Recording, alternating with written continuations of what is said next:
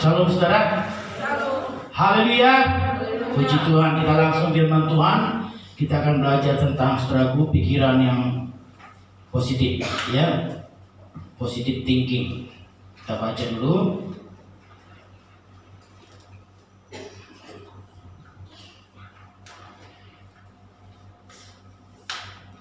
Oke.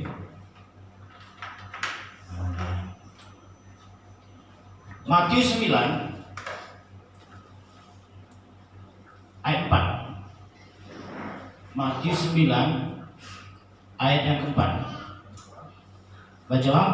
Tapi Yesus mengetahui pikiran mereka, lalu berkata, "Mengapa kamu memikirkan hal-hal yang jahat dalam hatimu?"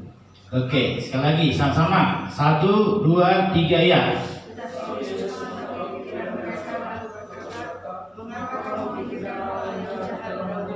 Iya, Yesus mengetahui.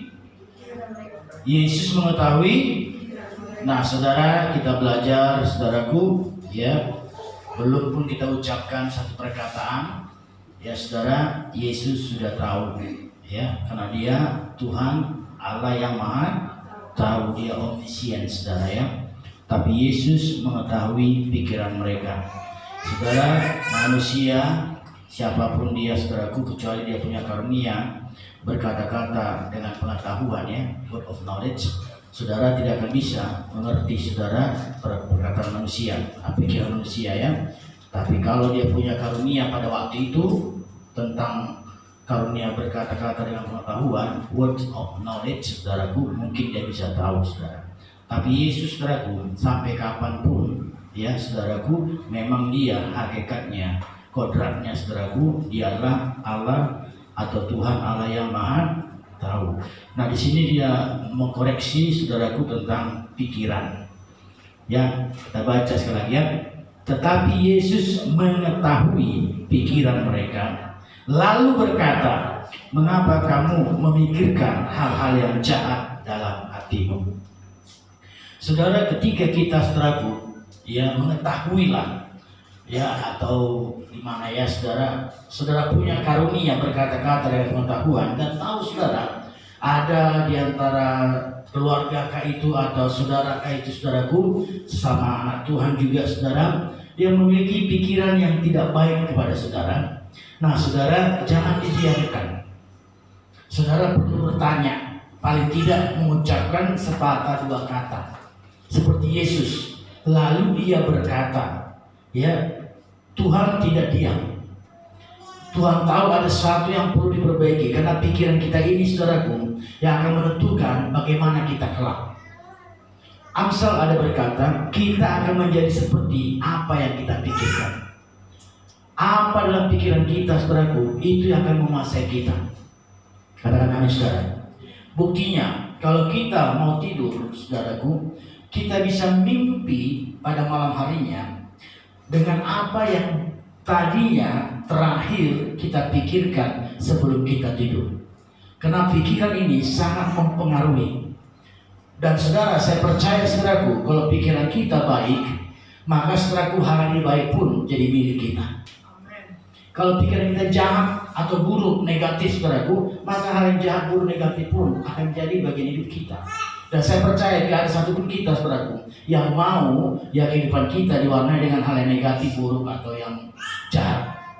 Bahkan, saudaraku, Tuhan berkata, saudaraku, ya, mengapa kamu memikirkan hal-hal yang jahat dalam hatimu? Karena Tuhan tahu, saudaraku, apa yang kita pikirkan itu akan terjadi dalam hidup kita. Kita akan menjadi seperti apa yang kita pikirkan. You are what you are thinking about. Kita seperti apa yang kita pikirkan. Maka Tuhan berkata, jangan sampai ada pikiran yang jahat, karena akan berlaku nanti terjadi perkara-perkara yang jahat. Pikirkan yang baik, akan terjadi perkara-perkara yang baik. Amin, saudara. Kita baca lagi, saudaraku, ya, dalam satu lagi, ya. Dikatakan, saudaraku, memikirkan hal yang jahat dalam hatimu. Nah, saudara, berarti pikiran dan hati ini, saudaraku, nggak bisa dipisahkan. Bahkan kita berkata, saudaraku, sarana setan Ya saudaraku dalam Tuhan, manusia ini saudaraku yang paling empuk saudara untuk dia kuasai saudaraku, bukan langsung kasih penyakit, bukan. Pikiran dan hati. Pikiran dan hati inilah saudaraku yang paling setan mau cari celahnya, supaya dia bisa saudaraku menguasai pikiran hati kita. Nggak langsung dia kasih penyakit, nggak saudara, tapi pikiran hati. Misalnya saudara, ada gejala-gejala. Sekarang di YouTube kan banyak tadi saudaraku, gejala-gejala ini saudaraku. Nah, kadang kalau kita dengarkan itu saudaraku, akan timbul satu kekhawatiran, ketakutan. Kita mulai berpikir yang negatif tentang kesehatan kita. Hati kita pun mulai saudaraku berkata, aduh, kurasa aku udah beginilah. Nah, setan tidak langsung memberikan penyakit pada kita, tapi dia kasih dulu melalui apa? Sindromnya, gejalanya. Dan gejala itu saudaraku, kalau kita ketakutan, maka saudaraku Ayub berkata, yang kutakutkan akan jadi. Jadi setan mencoba untuk menghantam kita dari pikiran. Takutkah kita? Atau kita berkata, dalam nama Yesus, oleh biru Yesus, aku sehat, aku sembuh. Kalau kita takut saudaraku, maka masuklah penyakit tadi. Sebenarnya saudaraku, yang mungkin bukan itu sakit saudara, tapi karena kita dengan ketakutan saudaraku, dan akhirnya saudara mengganggu pikiran kita, kesehatan kita saudara, akhirnya penyakit itu pun datang saudara. Tuhan berkata saudaraku, apa yang kutakutkan, Ayub berkata, yang kutakutkan itulah yang akan mendatangi aku. Kita baca ya, ayat 35. Ini yang setan mau kasih, berikan kepada tiap-tiap kita saudara, ya, pikiran-pikiran negatif, yang jahat dan lain sebagainya. Coba ayat 35. Karena yang kutakutkan ialah yang menimpa aku. Iya. Dan yang kucemaskan itulah yang mendatangi. Nah itu dia saudara. Jadi sindromnya, gejalanya Tuhan kasih. Gejalanya yang dikasih setan. Tapi kalau kita ketakutan, akan jadi sama kita.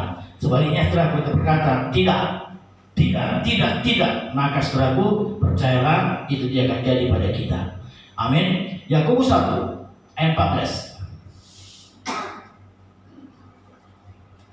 Yakobus 1, salah satu sumber daripada pikiran negatif ini termasuk dari keinginan kita. Yakobus 1:14. Tetapi tiap orang dicobai oleh keinginannya sendiri, karena ia diseret dan dipikir olehnya. Iya, tiap-tiap orang dicobai oleh keinginannya sendiri, karena ia diseret dan dipikat olehnya. Keinginan itu bicara pikir. Ingat, jiwa saudaraku mencakup berapa hal? Jiwa. Manusia ada roh, jiwa dan tubuh.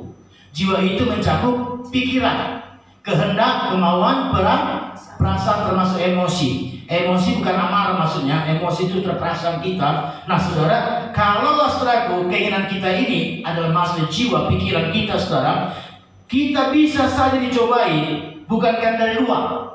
Kalau setan ya, dari pertama setan berikan saudaraku sindromnya, gejalanya, kita bisa tangkal. Tapi ketika saudaraku ya, keinginan itu saudaraku, pikiran kita ini justru yang dikuasai oleh kehendak kita masing-masing. Saudara, Alkitab berkata, kita akan diseret dan dipikat olehnya. Gimana lah saudaraku, ya orang-orang udah terpikat. Kalau terpikat hatinya saudaraku, pasti dia akan pengen dekat dengan orang tersebut. Katakan amin. Jangan sampai saudaraku, karena pikiran kita, keinginan kita saudaraku, akhirnya kita terpikat dan diseret, lalu kita jatuh dalam pencobaan. Saudara, kalau pencobaan dari setan, kita bisa berkata, seperti berkata, firman Tuhan berkata, ada tertulis. Tapi kadang kita bisa kalah saudaraku, kita kalah, kita ambruk saudara, karena pencobaan itu justru datangnya dari dalam kita. Keinginan diri sendiri. Maka doa kita pun, kita berdoa, jangan berdoa sesuai dengan keinginan kita. Berdoalah sesuai dengan kebutuhan kita. Katakan amin. Karena Tuhan mau setelah memberikan apa yang kita butuhkan, tapi belum tentu apa yang kita inginkan. Maka dalam Filipi pasal 4 berkata, coba kita baca ayat yang ke-6 ya, kalau salah 4 ayat 6, pasal 4 ayat 6 ya. Ada beda doa dan permohonan. Kalau permohonan itu lebih condong kepada keinginan pribadi. Kalau doa itu ada kebutuhan kita, seperti Yesus berkata pada Bartimeus, ya, apa yang kau kehendaki, aku berbuat bagimu. Artinya apa? Apa kebutuhanmu saat ini? Rabuni supaya aku dapat. Nah, saudara, bisa saja ya Bartimeus minta hal lain, tapi pada waktu itu yang paling dia butuhkan adalah melihat, karena dia buta. Amin. Bedakan permohonan dengan doa. Baca Filipi 4:6. Janganlah hendaknya kamu khawatir tentang apapun juga. Iya. Tetapi nyatakanlah dalam segala hal keinginanmu keinginanmu kepada Allah dalam doa dan permohonan. Ada kata penghubung, saudaraku, punctuation-nya, ya, perkataan dan. Kalau ada perkataan dan, itu beda dengan atau. Berarti, saudaraku, ya, kalimat pertama tidak sama dengan kalimat kedua. Kalau atau berarti bersamaan. Amin. Ini dikatakan doa dan permohonan. Berarti doa dan permohonan tidak sama. Kalau permohonan itu lebih condong karena selalu dipengaruhi keinginan kita. Tapi kalau doa itu kebutuhan kita. Dan Tuhan pasti mendengar dan menjawab doa. Belum tentu menjawab keinginan kita atau permohonan kita. Yang jelas, saudaraku, setiap kita berdoa, saudara jangan sampai karena dorongan keinginan kita pribadi, tapi karena memang itu kehendak Tuhan. Bedakan kehendak Tuhan dan kehendak kita. Amin. Kalau itu kehendak Tuhan, saudaraku, maka kita berdoa pasti akan Tuhan kabulkan. Tapi kalau bukan kehendak Tuhan, karena kehendak masing-masing kitanya, kehendak pribadi kitanya, saudaraku, jangan merasa tertolak atau merasa tawar hati kalau Tuhan tidak jawab. Satu contoh, saudara, waktu saya lupa namanya, saudara, waktu dia sangat jahat, saudara. Waktu mamanya mengandung dia, ibunya, lalu ibunya udah bernazar, ini jadi hamba Tuhan. Bayi dalam kandunganku jadi hamba Tuhan. Nah, terakhir, saudaraku, pada waktu satu malam, ibu ini, saudaraku, mamanya, saudara, ya, dipanggil untuk mendoakan. Di tengah hujan lebat, datang ke rumah satu orang untuk mendoakan. Padahal waktu itu katanya dalam kandungannya, saudaraku, ya, bayi itu udah waktunya yang mau lahir. Tapi karena udah begini, ada panggilan mendesak untuk doakan. Karena, saudaraku, dia pergilah, saudara. Dia pergi ke rumah itu dan dia berdoa. Sampai di rumah, saudaraku, salah besoknya dia berpartus, tapi dia bernazar, Tuhan, nanti bayiku ini, anakku akan jadi hamba. Lalu, saudaraku, anak itu lahir.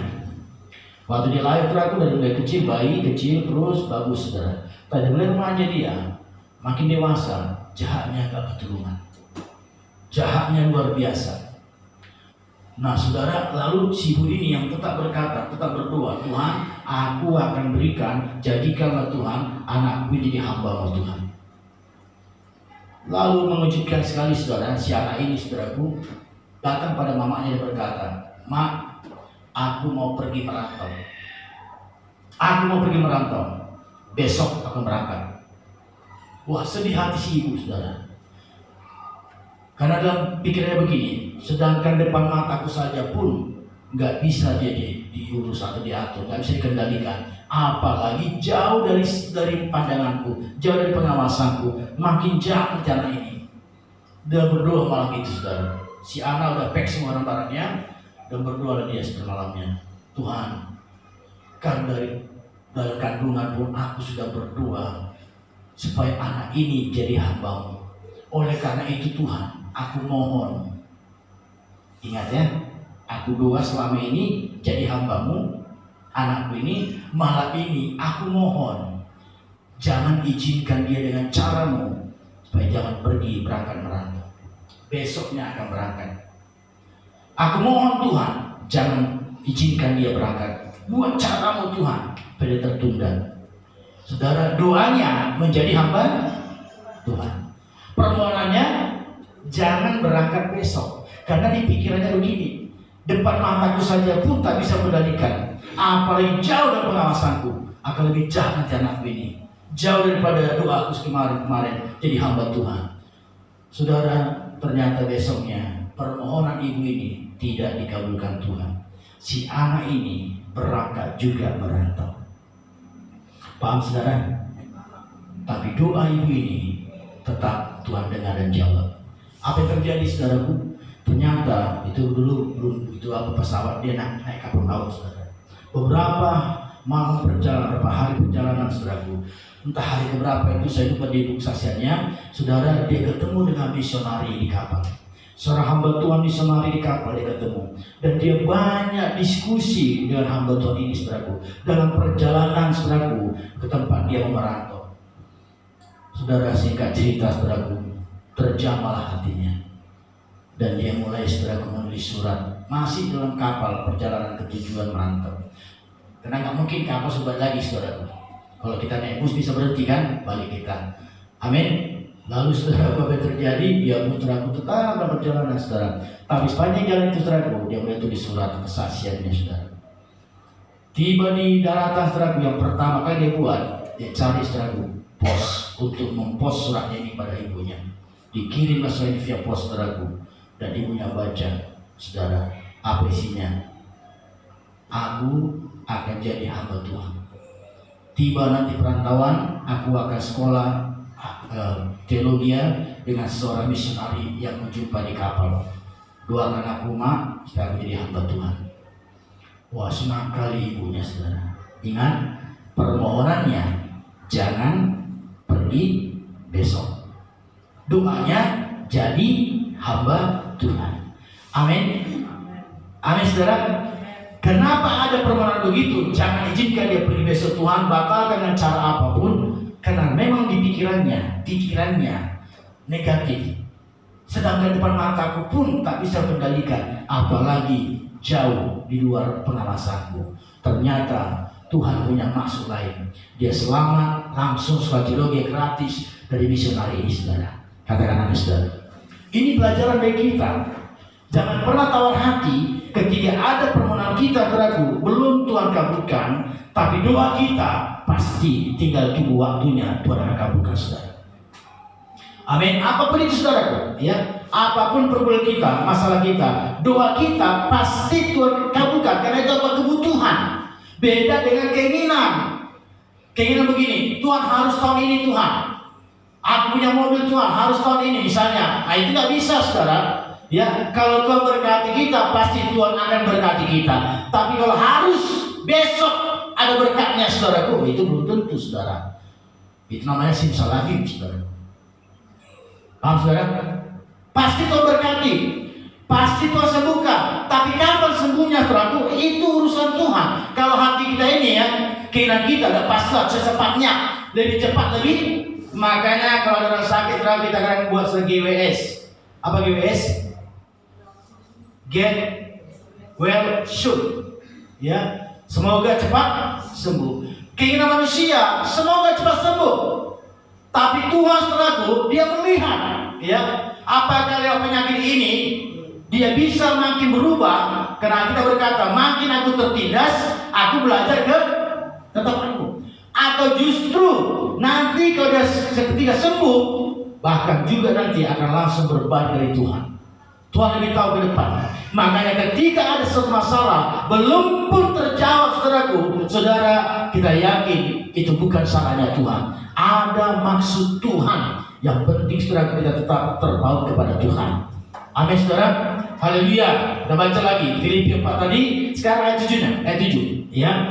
Jadi doa permohonan itu tidak bisa disamakan. Doa pasti Tuhan jawab, permohonan belum tentu. Karena itu seringkali ya saudara dipengaruhi pikiran kehendak kita masing-masing. Ayat 7-nya, ayat 7. Damai sejahtera Allah yang melampaui segala akal akan memelihara hati dan pikiran. Ya, pikiran dan hati itu, saya pertama kali saudaraku, itu nggak bisa dipisahkan. Begitulah saudaraku, hati dan pikiran kita ini saudaraku sangat ya berhubungan. Bagaimana hati kita itu akan mempengaruhi pikiran kita, dan apa yang kita pikirkan juga akan bisa mempengaruhi hati kita. Hati dan pikiran. Kalau kita satukan saudaraku, ya ini bicara hati pikiran, sehati sepikir. Mazmur berkata, pasal 133, di mana ada kerukunan, di situ Tuhan akan memerintahkan berkat. sehati sepikir dalam berkeluarga kita, saudaraku, berjemaat, saudaraku, sehati sepikir, sevisi semisi, saudaraku, dengan hamba Tuhan, saudara, di situ Tuhan akan mencurahkan berkatnya. Haleluya, saudara. Amin. Damai sejahtera Allah yang melampaui segala akal akan memelihara hati dan pikiranmu dalam Kristus Yesus. Kenapa, saudara? Karena memang, saudaraku, hati, pikiran ini, saudaraku, sarana setan dari diri manusia untuk dikuasai. Kalau ini terkuasai, saudaraku, tubuh kita pun akan dikuasainya. Dan kalau kita menang dengan damai sejahtera Allah ada dalam hati kita, saudaraku, takkan terkalahkan kita. Katakan amin, saudara. Karena kebenaran itu, saudaraku, akan menimbulkan damai. Makanya jangan sampai pikiran kita, hati kita jauh daripada kebenaran firman. Kalau damai kita dari segi kedokteran pun, saudaraku, damai kita, gembira kita, pikiran kita sehat, ya sejahtera, saudaraku, dan sebagainya, saudara, penyakit pun payah datang. Bisa kita kumat darah tinggi kita, saudaraku, apa? Pikiran Bapak, terus, saudaraku, ya karena terpikir dia tentang sesuatu, saudaraku, sampai waktu dia kamar mandi, ya dia teriak, dia jambar rambutnya, saudaraku. Udah mulai sampai puncaknya dia sedang nggak terpikir lagi, saudara, dia jambar rambutnya, saudara, dan dia jatuh, saudara. Langsung terang nggak bisa keluar lagi, digedor pintu, teriak-teriak dia, saudara, dibuka pintu, saudara, udah tergeletak dia. Ternyata, saudara, langsung pecah polsnya ini, saudara. Satu malam saja siu, meninggal dunia. Saudara, hati-hati dengan pikiran. Amin. Isilah, penuhilah pikiran kita dan hati kita dengan sebab ada kebenaran akan timbul damai sejahtera. Saudara, iblis ini liciknya luar biasa, saudara. Sangat licik dia. Mungkin keadaan kita aman-aman sekarang ini, baik-baik semua, oke-oke semua, saudaraku. Tapi setan itu dia gak kenal waktu, zaman. Dia tetap akan cari, incar pikiran dan hati kita. Keluarga bisa bahagia kelihatannya, damai semua, saudaraku, ya. Tapi setan tetap akan incar hati dan pikiran kita. Ketika mulai kosong dari kebenaran, ya tidak ada damai sejahtera, saudaraku, di situ nanti dia akan masuk, saudara. Dan sampai sudah dikuasai pikiran hati kita, saudaraku, maka akan segera hidup kita pun dikuasainya, keluarga kita pun dikuasainya. Maka jangan jauh kebenaran dari hati dan pikiran kita, saudara. Katakan amin, saudaraku. Cara bagaimana? Ayat 8 sama-sama. Jadi akhirnya, saudara-saudara, semua yang benar, semua yang mulia, semua yang adil, semua yang suci, semua yang manis, semua yang sedap dengar, semua disebut kebajikan dan patut dipuji. Apa? Pikirkanlah semuanya itu. Apakah yang harus pikirkan, saudaraku? Semua yang benar. Berarti yang gak benar-benar jangan pikirin. Bilang sama setan, EMG, emangnya gue pikirin, emangnya gue pikirin. Jangan pikirin. Pikiran jahat jangan pikirin.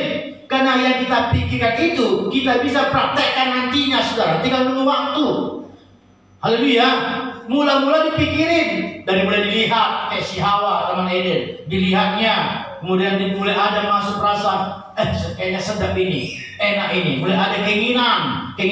Dari pandangan itulah mulai ada keinginan termasuk pikiran jiwa. Saudara, jangan sampai, saudaraku, kita diseret oleh keinginan kita karena kuasa pandangan ini. Ingat, ada kuasa pandangan, saudara. Saya sering ilustrasikan, saudaraku, kalau kita lagi lapar makan, ya lapar kali kita, saudaraku, udah tersedia hidangan.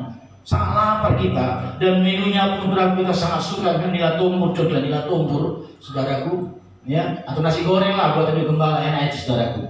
Saudara, kemudian maaf ya, saudara, terlihat kita di samping kita ada kotoran, saudaraku, yang tadinya kita kena mungkin laparnya nggak terasa baunya, saudaraku, tapi ketika kita duduk mau makan, kita lihat samping kita ada kotoran. Saudara, walaupun kita laparnya luar biasa dan makanan itu kesukaan kita, saudara, lezatnya luar biasa, tapi karena kita lihat oleh mata kita ada kotoran di situ, bisa hilang seketika selera makan kita. laparnya gak hilang. Lapar hilang kalau udah makan. Bisa hilang saudara makan. Kenapa? Ada pandangan. Kuasa pandangan sangat kuat saudara. Makanya anak kita terlalu sekali saudara, siapapun kita, ya bisa ada keinginan untuk sesuatu. Kenapa? Dilihat dari televisi. Iklan. Ada iklan. Dilihat terlalu lihat. Dulu Kesia masih kecil kali saudaraku, begitu aja. Asal bawa dia ke family atau kemana saudaraku, ya selalu ada saja dia beli yang baru. Ya, dari mana dia tahu? Dari televisi ada iklan. Dilihat kayaknya enak, lalu diambil diam-diam. Waktu dikasih saudaraku, saya gak ada pernah ambil itu. Tiba-tiba muncul dia, rupanya dimasukkan diam-diam dari belakang saudara. Dari mana dia bisa inginkan itu? Karena dia lihat. Keinginan kita bisa muncul, timbul dari apa yang kita lihat. Jadi kalau kita mau ada pikiran yang benar, saudara, lihatlah perkara-perkara yang benar. Dan yang paling benar adalah firman. Apalagi semua yang mulia, ya, yang suci, yang kudus dan sebagainya, saudaraku. Semua yang adil, yang suci, yang manis, semua yang sedap didengar. Jadi yang nggak enak dengar, saudaraku, nggak sedap, nggak usah dengar. Gimana Pak Gem? Kan kita punya telinga. Iya, tapi kita bisa menyingkir, menghindar, saudaraku. Kita punya kehendak bebas. Apalagi yang semua disebut kebajikan dan patut dipuji, itulah yang menjadi bahan pikiran kita. Kalau ini menguasai kita, saudaraku, saudara nggak akan pernah terseret, ya, dipikat oleh setan itu, saudara. Justru kita akan makin menjauh dari setan. Amin. Dengan kita menjauh dari setan, otomatis kita lebih gampang mendekat kepada Tuhan. Nggak bisa kita mendekat pada setan dan mendekat pada Tuhan, nggak bisa. Itu hubungan berbalik, ya, hubungan berbalik. Mendekat pada Tuhan otomatis harus menjauh dari setan. Katakan amin, saudara. Kita baca lagi 2 Korintus 10 ayat 4 dan 5. Ya, ini kita harus lakukan, saudara. 2 Korintus 10 4 dan 5. Karena senjata kami dalam perjuangan bukanlah senjata duniawi, melainkan senjata yang diperlengkapi dengan kuasa Allah yang sanggup untuk meruntuhkan benteng-benteng. Karena setan ragu membangun benteng-benteng di pikiran kita. Itu benteng, tembok-tembok, itu lambang pertahanan. Itu bicara tentang pertahanan, defense, ya. Jadi ketika ada benteng-benteng tembok teraku dibangun setan di pikiran kita teraku, karena kita kosong atau lalai kita memikirkan Filipi tadi pasal 8, maka saudaraku kita akan gampang diruntuhkan. Tembok atau benteng itulah saudaraku merupakan pertahanan daripada suatu kota, atau dalam arti kata pertahanan rohani kita. Kalau benteng kita mulai roboh saudaraku, ya benteng kita saudaraku yang mulai agak ini lemas saudara dari kebenaran, itu akan gampang dikuasai. Dan kalau kita roboh dalam benteng-benteng pertahanan kita, saudaraku, maka setan sebaliknya akan membangun benteng-benteng dalam pikiran kita.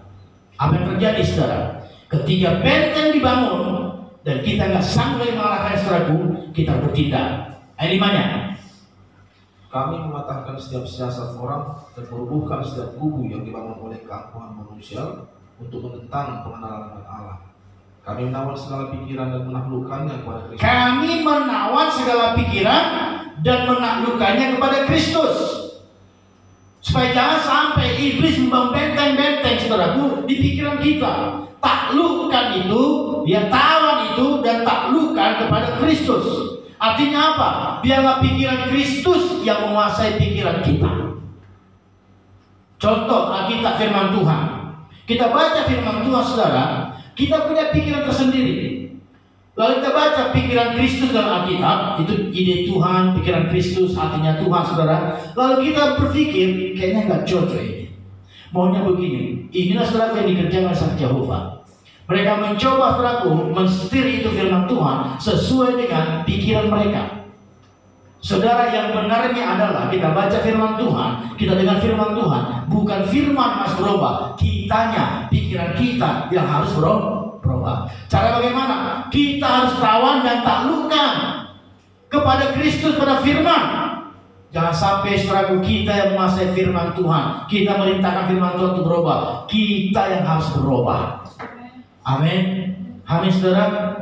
Gak pernah firman berubah. Orang berkata udah berubah itu, udah udah batal ya demi hukum dan sebagainya. Apapun ceritanya, kayak tadi saya tonton 1 jam 20 menit saudaraku. Sambil saya perjalanan sepeda motor, saya biasa begitu. Ya saya download di sini kan ada wifi saudaraku. Saya download di rumah, di gereja, lantai 2 ini. Kemudian saya tonton saudaraku. Saya ngantar si Karen ke usus saudaraku, ya sampai saya pulang belum selesai. Ya, saudara, itu durasi 1 jam 20 menit, saudara.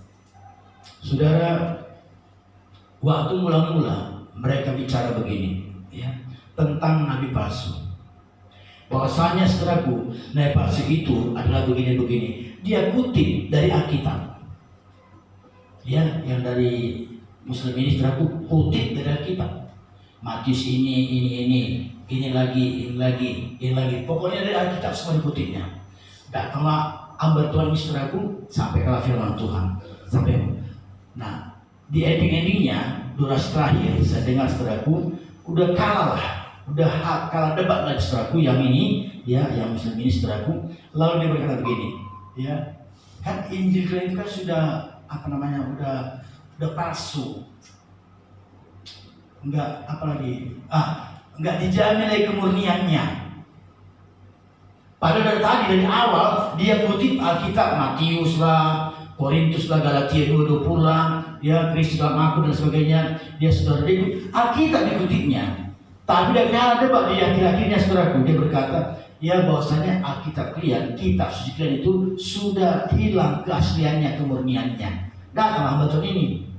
Oh bodoh katanya saudara. Ya. Dari tadi kau kutip Alkitab, dan kalah debat kau bilang agak asli Alkitab kami. Dasar, ya kadrun katanya saudara. Nah saudara, saya mau katakan terang, firman ini walaupun kita belum pahami semua, nggak ada salahnya. Amin. Ini kebenaran yang sangat teragung, tak dapat terbantahkan. Haleluya saudara. Kebenaran yang tak dapat dibantahkan, mau apapun teragung jawab. Dan biasanya mereka yang menguti-nguti Alkitab teragung, kalau kita yang mendasar aja kita mengerti teragung, salahnya mereka mengerti itu. Salah mereka, contoh Galatia 2 itu. Ya, apa kata Paulus? Namun aku hidup bukan lagi aku lagi, tapi Kristus yang hidup dalam aku. Berarti Paulus mengaku dia Kristus. Itu namanya antikristus. Dikaitkan Matius. Akan banyak orang mengatakan aku Mesias. Ada Mesias. Nah, saudara, dikaitkan situ. Nah, sementara Galatia 2 itu teraku, nggak ada hubungan dengan berkata mengaku Paulus Mesias. Dia hanya berkata, namun yang hidup sekarang ini bukan aku lagi, tapi Kristus yang hidup dalam. Paulus mengaku dia Kristus. Paham saudara? Nah, mereka pelintas sedikit teraku. Jadi kita aja yang dasar sangat paham teraku. Mereka nggak ngerti sebenarnya. Yang sangat mendasar pun nggak ngerti mereka. Tapi memang udah egonya lah saudara. Akhirnya di endingnya saudaraku, udah kalah debat dia saudaraku. Akhirnya dia bilang palsunya, nggak dijamin lagi kemurnian, kasihan Alkitab kalian. Malah beton ini. Dari tadi kau pakai Alkitab, Matius lah kau bilang, Galatia lah kau bilang. Sekarang udah kalah kau debat, nggak bisa baca lagi. Kau bilang lah, Alkitab yang palsu. Bodoh katanya saudara. Sambil kata saya ketawa saudaraku, betul juga ya. Dari tadi pakai Alkitab. Kan orang menyerang Kristen kan pakai Alkitab kan? Tapi mereka mengakui Alkitab kita palsu, sudah cacat hukum, batal demi hukum dan sebagainya. Padahal mereka kutip Alkitab juga nya. Siapa yang salah? Ya, mereka mas saudara. Alkitab ini tak bisa terbantahkan. Ini firman kebenaran yang hakiki. Maka sudah jangan pernah ragukan firman Tuhan saudara. Justru hati pikiran kita harus tambah diisi lagi dengan kebenaran supaya ada damai sejahtera. Tawan pikiranmu, taklukkan kepada pikiran Kristus. Katakan amin. Terakhir saudara, ya. Kolose pasal 3.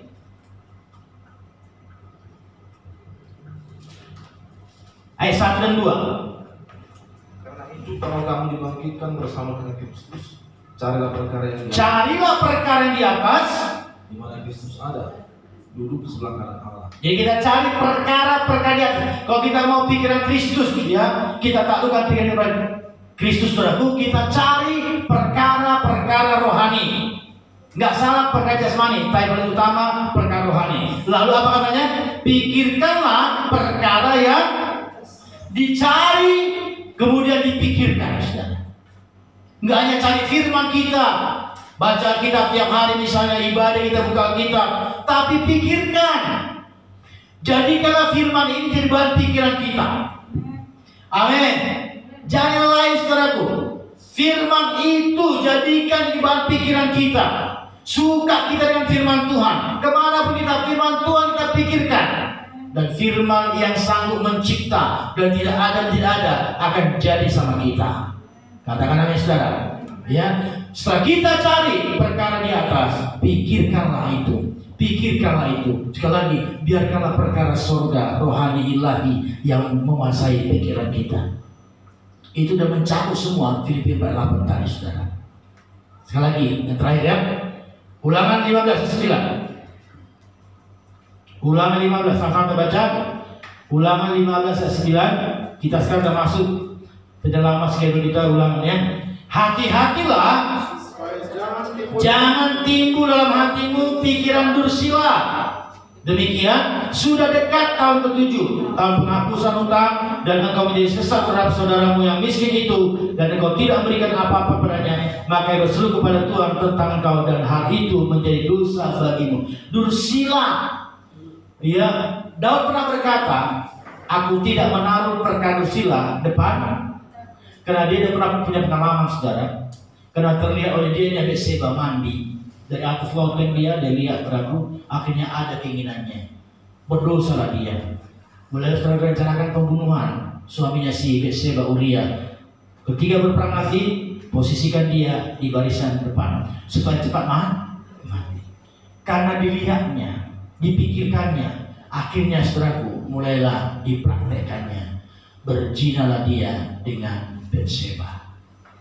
Saudara, memang ada pengampunan, tapi anaknya pun lahir dari Batseba mati. Saudara, luar biasa kekudusan Tuhan ini. Tiap dosa memang akan dihukum, memang diampuni, tapi tak ada konsekuensinya. Apa yang kita tabur akan kita tuai. Maka Tuhan berkata, hati-hatilah supaya jangan timbul dalam hatimu pikiran dursila. Daud berkata, aku tidak akan menaruh lagi perkara dursila di depan mataku. Dan cerah dia, saudaraku. Kenapa terjadi, saudara? Ya, dia menabur dengan angin, menuai dengan puting beliung. Coba caranya ya, supaya kita jangan main-main dengan dosa, saudara. Menabur dengan angin, menuai dengan puting beliung. Dapat?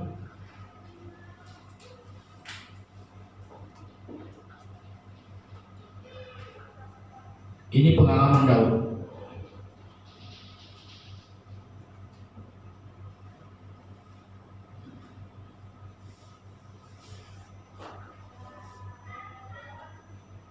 Mazmur,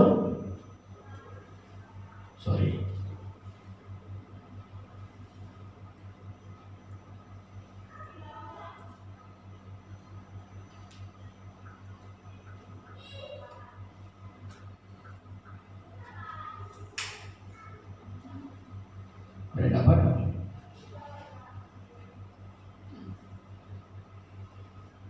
Jangan dicari ya. Itu saudaraku wanita bertuai. Menabur dengan angin, menuai dengan puting beliung. Artinya saudaraku, lebih hebat tuai kita daripada taburan kita. Demikian juga hal positif, ya. Tabur yang baik, kita akan menerima kebaikan Tuhan. Katakan saudara, hati-hatilah jangan sampai hatimu memikir perkara-perkara dursila. Dari pikiran hati kita, keinginan akhirnya jadi berdosa. Jangan sampai, saudara. Seorang anak muda yang bertobat, saudaraku, namanya saya lupa ya. Dia dari gereja setan, saudaraku. Selamat dia. Dan dia berkata, saudaraku, ternyata ya waktu saya itu diajak gereja setan. Kemudian saudaraku ditawarkanlah untuk jadi pelayan di situ. Ya, waktu acara ibadah itu ada langsung turun spanduk banner spanduk turun dari atas, itu salib terbalik. Kemudian banyak perkara-perkara najis, saudaraku. Kemudian dibawa satu ruangan dia. Nah, kalau kamu lebih meningkat lagi, ada kebahagiaan yang sejati akan dikarenakan padamu di bawah satu ruangan. Maka atas, saudaraku, disitulah kepuasan, saudaraku, manusia. Laki-laki dengan laki-laki, perempuan dengan perempuan, bahkan, saudaraku, banyak kecemaran di sana, saudaraku. Dan dia melihat, saudaraku, kalau memang hatinya tidak mau bertobat, hatinya nggak mau cari Tuhan, pasti dia senang di situ. Dan puji Tuhan, saudaraku, dia menolak, saudaraku, berontak dia, keluar dia, dan dia berani menyaksikannya. Saudaraku, bahwasanya memang gereja setan itu selalu pikirannya perkara najis, perkara dosa, karena lawan kekudusan adalah kenajisan. Setan nggak pernah menawarkan kekudusan. Holy, holy, holy itu Tuhan. Setan enggak unholy. Katakan unholy. Tidak kudus. Kalau Tuhan kudus, kudus, kudus. Kalau setan justru yang kita taat selama ini salah katanya. Justru kita harus mempraktekkan apa kata Lucifer. Bahwasanya saudaraku, dosa itu nikmat. Betul, memang daging ini berkata, dosa itu nikmat. Tapi saudaraku, roh kita kalau di dalam Tuhan, roh kita pasti berontak. Dan karena dia memang latar belakang Kristen, saudaraku, dia dulunya sering gereja, melihat itu saudara udah berontak dia. Dan saya nggak mau terlalu lama, saya keluar katanya, saudaraku, dan saya jadi anggota atau melayani di gereja setan. Saudara, sekarang ini sedang marah-marahnya, saudaraku, di Brazil kemarin, dan ini akan dilanjutkan lagi di Amerika. Bulan apa nanti, saudaraku, akan lanjutkan lagi karnaval yang besar-besaran di Amerika. Makanya saudara, baik sekarang saudaraku orang berdoa, termasuk yang di kampus Asbury Amerika, saudaraku, mereka berdoa syafaat sampai malam-malam bergantian memuji menyembah Tuhan, berdoa, saudaraku, untuk saudaraku supaya nanti di Amerika itu juga Tuhan mulai campur tangan. Karena banyak kenajisan terjadi, saudaraku, ketika setan yang dipuja. Kita sembah Tuhan yang kudus, kita pun semakin dikuduskan Tuhan. Amin, saudara.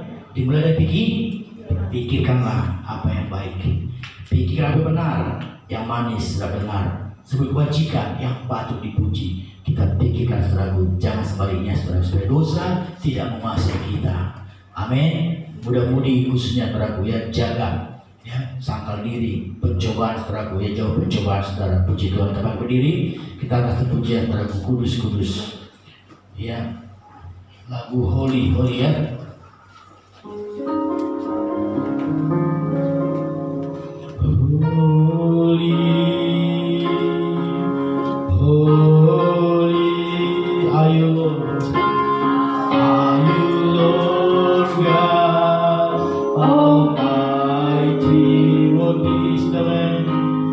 What is the